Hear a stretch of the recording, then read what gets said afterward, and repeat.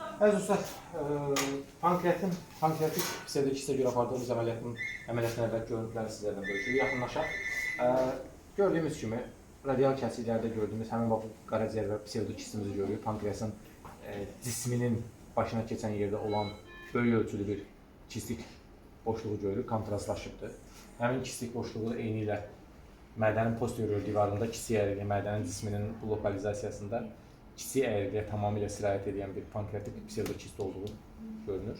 Və burada mədənin divarı ilə çox yaxın birləşməsi var. Hal-hazırki dövrdə biz kistogastrostemiya əməliyyatı, laparoskopik olaraq kistogastrostemiya əməliyyatı edəcəyik və əməliyyatdakı görüntüləri sizlərlə bölüşəcəyik. Məqaltı vəzinin başının cisminə keçən yerində 8 sm diametrində olan uzun illərdir getdikcə böyüyən psevdokistə görə apardığımız laparoskopik sistogastro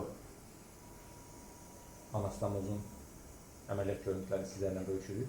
Əlbəttə ki, biz burada həmin pankreatik kistlə gastrostemiya, yəni kistogastrostemiya edərək əməliyyatımızı bitirəcəyik. Hal-hazırda həmin kistin mədənin posterior divarından olan ölçüsünü görürük. Çox böyük ölçülü bir kistdir, nəhəng bir kistdir.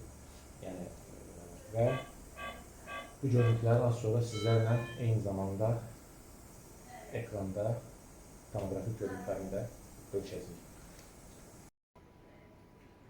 Mədənin divarı tamamilə artıq ortalama 2 cm-lik dəlikdən düşmüşük. Mədənin arxa divarını görürük, mədənin içindəyik. Arxa divar görünür. Arxa divarda həmin kistlə ilə təmas olunan yerin böyük ölçülü bir sahəsi görünür. Hal-hazırdan burada stemiyamızı eləyib əməliyyatımızı bitirəcəyik. Əməliyyatı sonra kitablar haqqında sizlərə məlumat verəcəyik. Bildirmək istəyirəm ki, əməliyyatımız laparoskopik yoldan göstərək buranı. Laparoskopik yoldan həyata keçirilir. 4 işçi portumuzla əməliyyatımızı bitirəcəyik. Təşəkkür edirəm. Evet dostlar, artıq gördüyünüz kimi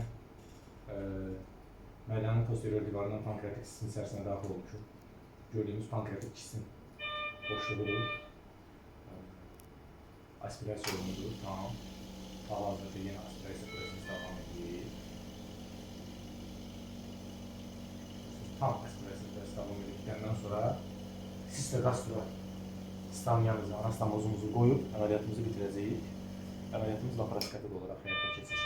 Təşəkkür edirəm. Dostlar, artıq əməliyyatımızın əsas önəmli mərhələləri bitib, ekranlara baxaq. Artıq bu hissədə biz kistik boşluğumuzu və kistogastrostomiyamızı, kistogastroanastomoz yerini görürük.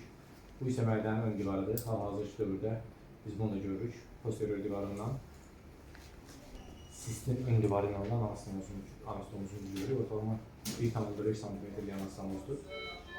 Və əməliyyatımızın digər hissəsi isə mədənin ön divarını bərpa edib əməliyyatımızı bitirəcək. Təşəkkür edirəm.